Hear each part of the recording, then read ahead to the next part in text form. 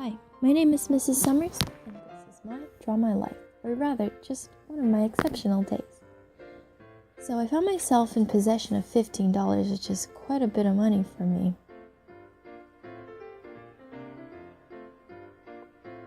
For a couple of days, I thought about where to spend my money, for my kids. Should I get $1 for stockings for my boys, or a roll of cloth to make some shirts for them, or, even sailor caps for my girls. And the thought of them looking so fresh just pleases me so. I knew we used to talk about my better days before I was Mrs. Summers, but now I have no time to devote to the past. The kids are important right now, and I rarely have any time to indulge myself. Another thing about me is that I am really, really good with getting bargains. I shop all the time for my many kids, and it can get expensive at times. I could go inch by inch towards something that is selling for really cheap and get until I get it. I also learned how to use my elbows and how to clutch a piece of goods and stick it to the cashier if needed. But today, I was a little bit tired, I must admit, when I went shopping.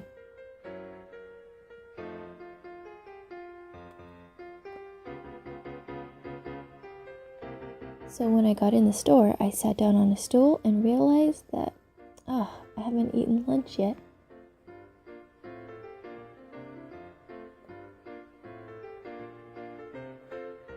I rested my hand on a table and felt something very comfortable. And I realized a pair of beautiful, beautiful silk stockings. They were on sale too. A girl working at the counter asked me if I needed help, and I asked her if they had my size. I brought back a pair of black stockings, and a slight blush ran across my cheeks because I haven't indulged in myself in a really long time. I paid $1.98 for them.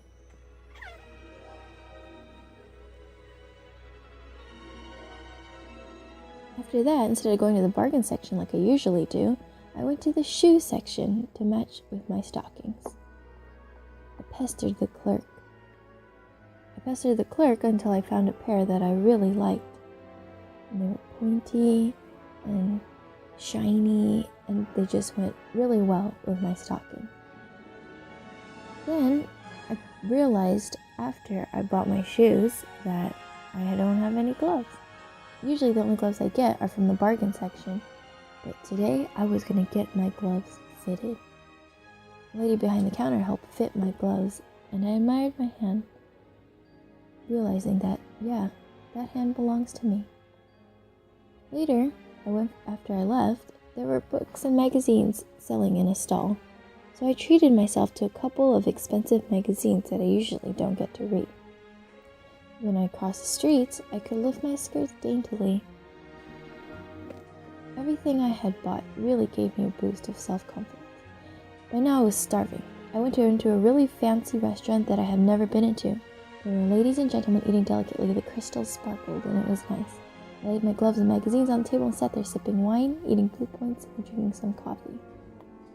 I counted out my bill, tipped the waiter, and was on my way. I realized I had enough money, and my next temptation showed up in the form of a matinee poster. I bought a ticket for the local theater, and when I went in, I was seated next to a gaudy woman. I thoroughly enjoyed the play. I cried, I laughed, and the woman next to me even split some of her candy with me. I forced myself to enjoy the play because, when's the next time that I'm ever going to see something like this again? After I left, it was as if a dream ended. I stood on the corner waiting for the trolley, and while I was there, I noticed a man staring at me. Had he been able to read minds, he would have seen me, a powerful longing that the cable car would take me away forever.